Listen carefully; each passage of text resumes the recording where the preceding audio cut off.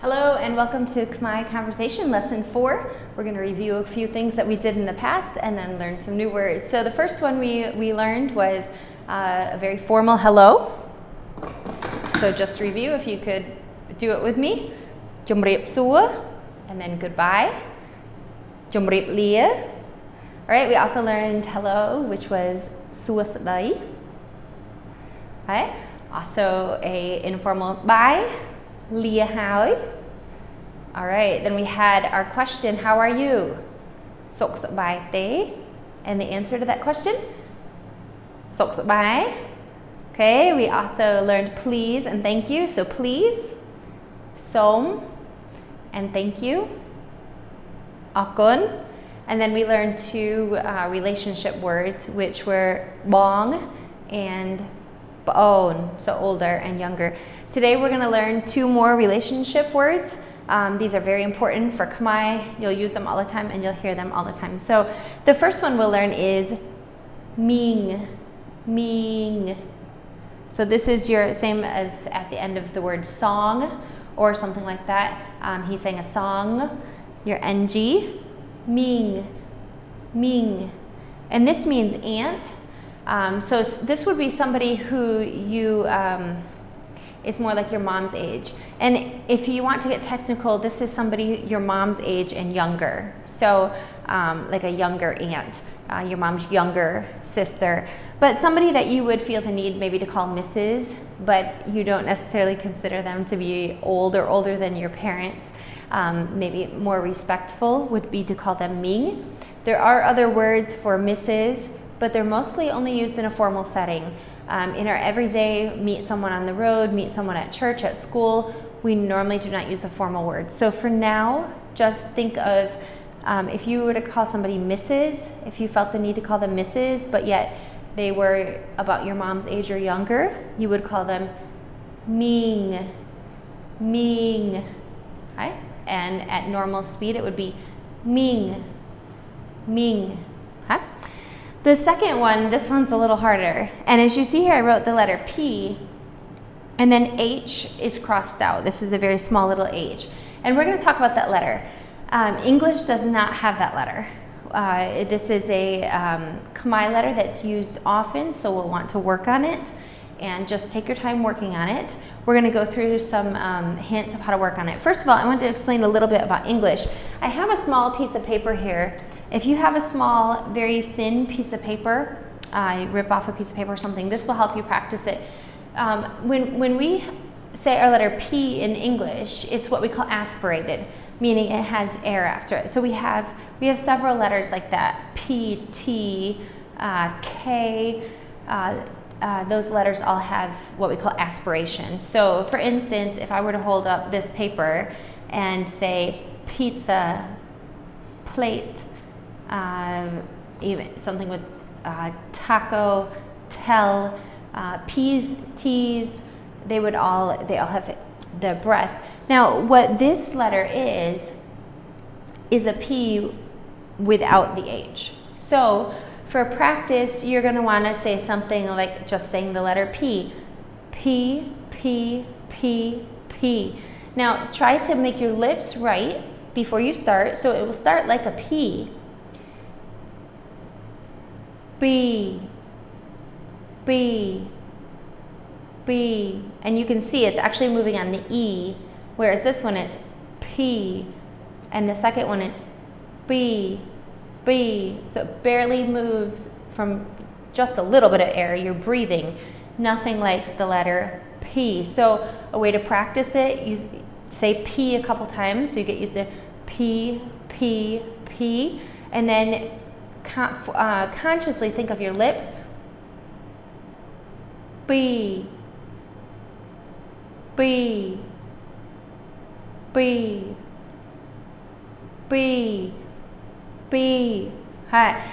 It's not the same as our English letter B. The difference between our English letter B is it's a voiced, and Cambodia does have one of this. It does have one of these letters, the normal B sound. When we say B, B, B, B, it has voice to it. This Cambodian letter right here, we'll learn the name of it later, but This one does not have any sound of its own. It's simply a way to stop the air and to keep the air stopped up before we release it. So in English, we have several different ways. For instance, I can use my lips for the letter P to stop the air. P, actually my P is making no sound. It's just the lip shape. And then if I were to say T, the T actually does not have any sound. All it is a way that the inside of my mouth is preparing to release the air. Same thing with K. So we use this method a lot. It's just that in English, we let the air out with it. We aspirate it. So I would caution against you thinking of it like an English letter B, because it's not. It's not the same as a B. It's in the middle, but most people find it easier to come from the P and find this new letter rather than coming from the B and trying to take away the voice. That can be more difficult to figure out. So once again, P, P, P, B, B, B, B. And I'm going to do the P sound, then the Khmer sound, then our English letter B sound, just so you can hear the difference. So you have P, B, B. Right? Again, P, B, B. Slightly different, somewhere in the middle. But just work on this on your own with your piece of paper. So this one is boo, boo. Okay? So maybe for this one you'd want to say poo, boo, boo, to try to get that Khmer letter there. So I'll write it for now as a P with no H, no air sound. Boo, boo, as compared to poo or boo. Boo. I'm simply using my lips to stop the sound, and I release them as I say the ooh sound. Boo, boo. Okay. So that will just take some practice learning that letter. Most English speakers have a great difficulty with this letter. It just takes time and practice to be able to get it right. But this would be uncle, or once again, Mr. There is another formal word for Mr., and we can get into that later. But once again, in an everyday setting, friends, family, you would not use the formal name for Mr. So somebody you would consider your father's age or younger, that you would want to be more respectful instead of bong. And also, we talked a little bit about cautioning to call guys bong who are just a little bit older than you. They might laugh, they might think it odd, I don't know. It depends. But boo would be somebody older. If they're near your age and it's a guy, probably just call them by their name. It's okay. One thing I did want to mention is if there are any guys listening to this, the same is true for the guys, in that when a guy calls a girl own, it means honey or sweetheart. So a guy should be very careful about using the word own for a girl. And if you do use the word ba-own, make sure the b is in there. Make sure it is ba-own. And even then, some people will laugh about it or tease about it. So just heads up there if there's any guys. So one more time, we'll go through these a little faster now. Ming, Ming, boo, boo. And we would use these to say, for instance, we would say something like Chom riep suo Ming, or Chom riep lia boo. We would use it like that as a way to address them. As I said, Cambodians do not use each other's names very often. It's almost all titles. Even within families, they don't use names very often. You meet co-workers. Names are not used very often. That's why these titles are so important to learn. So we learned 4 of them so far. Please repeat after me. Bong, Baon, Ming, and the last one, boo. All right, one we want to get to, and one that you will probably use a lot, is the word no thank you. Because Cambodian culture, they're very friendly. They like to do things for you. They like to feed you. They like to, take care of you, whatever they can do. And that's just part of culture. But sometimes you just want to say no thank you, I don't want to eat that. Or no thank you, that's enough. Or no thank you, I don't need this. When they try to bring you something or do something for you. So there's different ways of saying it. I'll just give you one way. That's easy.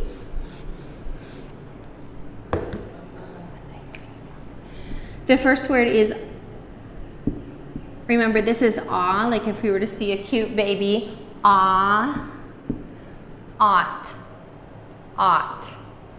Ought is the first word.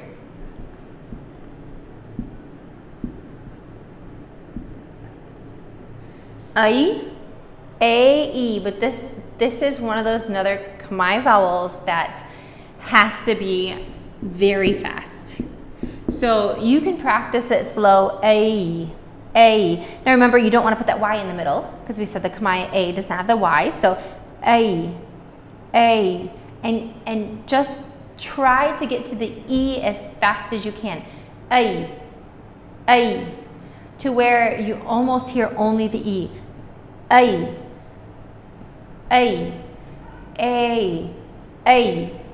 and the E is what sort of rings in your ear, okay? So the E, maybe the accent, this is what rings out what lasts, okay? This is almost forgotten, this is what lasts. So, ought, A. And then the last word is, we talked a little bit about this, I believe, maybe we didn't yet. Maybe we didn't. This, they, we put a TH because we have no other way of expressing it. But when we say, for instance, if I say this, my tongue is between my teeth. That, thou, thine, thank you, even thank you, my tongue is between my teeth. This TH is different. This TH, if you think of putting your tongue for a T, when you get your tongue ready to say the letter T, it's more the tip of your tongue. So from that T position, I want you to take your tongue on the roof of your mouth and sort of flatten it on the meat right behind your teeth. So your T will be more touching the roof of your mouth with the tip of your tongue. And then I want you to just take your tongue and flatten it up against.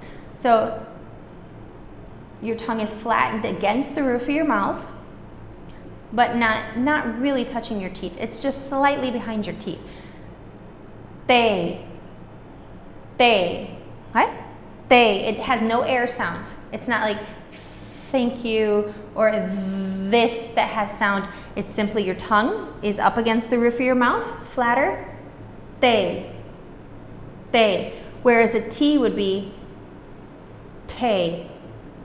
Right? This is more, I hope you can see this, more flat against the roof of your mouth. So you can think of starting from a T, pushing your tongue out more flatter or more curved against the roof of your mouth, but not all the way up to your teeth. They. At ai they. And once again, we'll put a bigger accent mark here. They is the most important. At ai they. Okay? At ai they.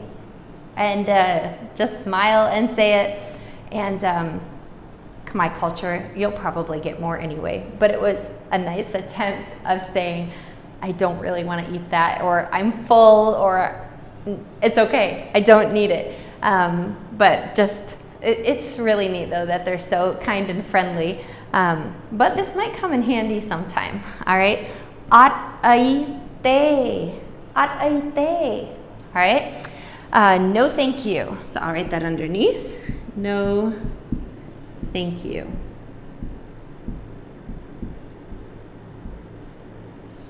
All right, they ask you to go with them. You want to come along. At ai te. Right? You want more, you want this food. At ai te. Right? So practice that. You'll be very glad someday that you have those words. All right, next one, we're just going to start our numbers. Unfortunately, most of the numbers are not easy to say. So we'll start. Number 1.